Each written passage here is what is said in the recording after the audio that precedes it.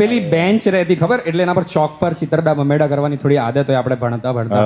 તો એનો અમારો એક બહુ ક્રેઝી કિસ્સો છે. તો આખી બેન્ચ હતી.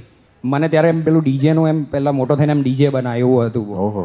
તો અમે એ ચોકથી ડીજે બનાવ્યું આખું. એક અહીંયા એક રાઉન્ડ એમ વચ્ચે સ્વિચ. કેલ્ક્યુલેટર હતું, કેલ્ક્યુલેટર તોડી નાખ્યું.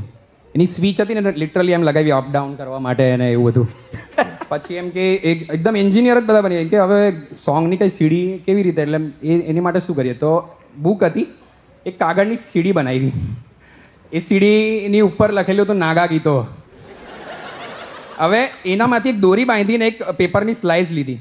હવે બુકની વચ્ચે સ્લાઇસને ફસાઈ દીધું ને દોરી રાખી. એમ કે ચલો ચલો રેડી, બધા રેડી રેડી. હા. તો લેપટોપ, પેલું બુક એ લેપટોપ એને એમ ઓન કર્યું, એમ ખોઈલું પહેલાં, પછી ઓન કર્યું એટલે પેલો દોરી ખેંચે એટલે પેલું પેપર બહાર આવે. પછી પેલી સીડી એની અંદર જાય ને પછી આ સાઈડથી એક જણ દોરી ખેંચે. એમ કે લેટ્સ પ્લે. એમાં અમારું પ્રોપર એક સોંગ હતું જે અમે દર વખતે કરતા. પેલું પીલે પીલે છે ને, એક કોઈ વાર એક ગાજો નહીં કે પીલે એ જ ઓ મોરે ફ્લો ભાઈ, થોડું ધીરે. અચ્છા. પીલે પીલે ઓ મેરે રાના, પીલે પીલે ઓ મોરે જાની.